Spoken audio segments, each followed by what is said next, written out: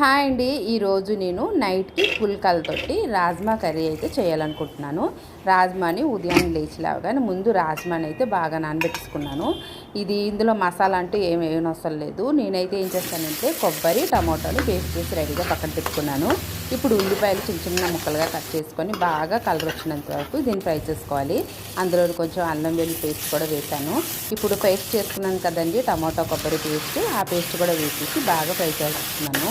ఈ కుక్కర్ పక్కన పెట్టాను కదండి రాజ్మాని, అది ఉడికించుకోవాలి 5 విజిల్స్ వచ్చినంత వరకు.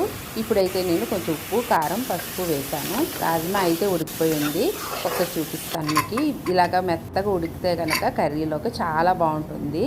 అన్నంతో తిన్నా బాగుంటుంది, ఇది రోటీస్ తోటి పుల్కాలతో తిన్నా కూడా ఈ కర్రీ చాలా బాగుంటుంది. హెల్త్కి కూడా చాలా మంచిది అంటున్నారు కదా, అందుకోసమని ఇది ఇంట్లో వండుతున్నాను. అలవాటు చేసుకుంటే మంచిదని. ఇందులోనైతే ముందు మసాలా అన్నీ వేసేసాను కదా, ఆ తర్వాత కొంచెం నీళ్లు వేసేసి మనకి ఎంత గ్రేవీ కావాలో చూసుకొని దాన్ని బట్టి నీళ్ళు వేసుకోండి. ఇలా నీళ్ళు వేసిన తర్వాత కొంచెం పంచదార వేసాను. ఆ తర్వాత పంచదార వేయడం వల్ల టేస్ట్ అనేది చాలా బాగుంటుందన్నమాట. ఎందుకంటే టమాటా వేసాం కదా.